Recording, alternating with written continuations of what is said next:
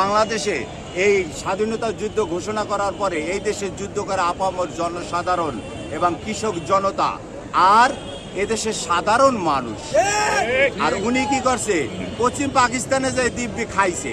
আর ওনার যে নেতাকর্মী 1 কোটি শরণার্থী ভারতে গিয়েছিল, তারা ট্রেনিং দেওয়া ছিল এবং মুরগি পুইরা পুইরা খাইছে।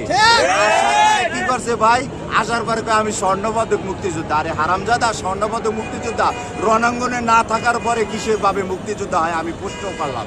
স্বৈরাচারের গালে গালে জুতা মারো তালে তালে, স্বৈরাচারের গালে গালে জুতা মারো তালে তালে, ছাত্রলীগের গালে গালে জুতা মারো তালে তালে, একটা কালিক দল দয়া দয়া দেবো, একটা কালিক দল দয়া দয়া দেবো। ভারতের দালালেরা হুঁশিয়ার সাবধান, ভারতের দালালেরা হুঁশিয়ার সাবধান, ভারতের দালালেরা হুঁশিয়ার সাবধান। কথায় কথায় বলে আলাদা, ভারত আমাদের বন্ধু। শেখ হাসিনা এই মুক্তিযোদ্ধাকে পুঁজি করে এই দেশটার ভিতরে 15-16 বছর অরাজকতা করছে। বলছে ভারত আমাদের বন্ধু। ভারত আমাদের কখনোই বন্ধু নয়।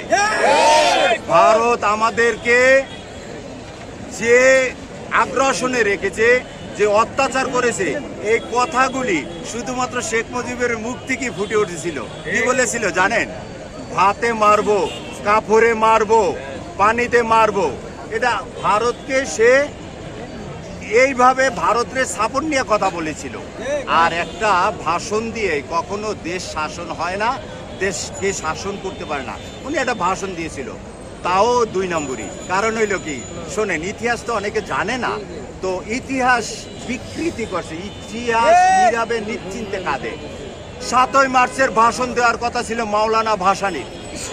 উনি যখন অসুস্থ, ওনাকে শেখ মুজিবুর রহমান দেখতে গেছে, যাই বলছে, স্যার আপনি ঘুমান, আপনার তো জ্বর। শালা কি করছে, ঘুমের ট্যাবলেট খাওয়াই দিচ্ছে।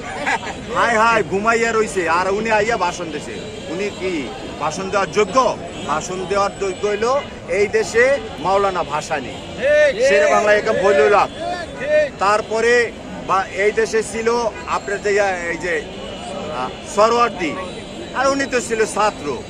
আর উনি কি করছে, কলকাতায় কেন দেখেন, এই দেশে যারা আওয়ামী মুসলিম লীগ প্রতিষ্ঠিত করছে, তারপরে উনি কি করছে, 1947 সনে এই দেশে যখন ব্রিটিশ ভারত বিভক্ত হয়, তারপরে একটা হয় কি পূর্ব পাকিস্তান, একটা পশ্চিম পাকিস্তান।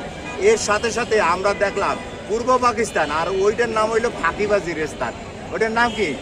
ফাঁকিবাজির স্থান। আমরা পশ্চিম পাকিস্তান কখনই বলতাম না, কারণ হইলো আমার বাপদাদারাও বলতো না পশ্চিম পাকিস্তান, ওটা ফাঁকিবাজির স্থান। এখন শেখ মুজিবুর রহমান কোথায় লেখাপড়া করছে? ভারতে। ইন্দিরা গান্ধীর সাথে যখন লেখাপড়া করছে, তখন দেখছে একটা জাতীয় বেইমানের দরকার। এই বেইমানকে খুঁজে পাইলো বাংলাদেশে, এরে দিয়া চলে কৌশলে। এই শোনেন, আর একটু পিছনে যাই। যখন 1965 সালে জওহরলাল নেহরু আর লাল বাহাদুর শাস্ত্রী যখন ভারতে 600 ট্যাঙ্ক ছাড়ছিল, পাকিস্তান বলছিল, বাকযুদ্ধ শুরু হয়েছিল, যখন পাকিস্তান বলছিল আমি 1 ঘন্টার মধ্যে নয়া দিল্লিতে ফ্ল্যাগ উঠাবো ভারতকে স্বাধীনতা করে, আর ভারত বলছিল আমি আধা ঘন্টার ভিতরে পাকিস্তান দখল করে রাওয়ালপিন্ডিতে চাপাবো। যুদ্ধ শুরু হয়ে গেছিল। তখন 600 ট্যাঙ্ক ছাড়ার পরে তখন ভারতের এই 600 ট্যাঙ্ক ধ্বংস হয়ে গেছে। ইন্দিরা গান্ধী শপথ করেছিল, এই আমি 2 পরাশক্তি যদি একটা আমি এটাকে আমি যুদ্ধে ফলে কৌশলে এইবার শোনে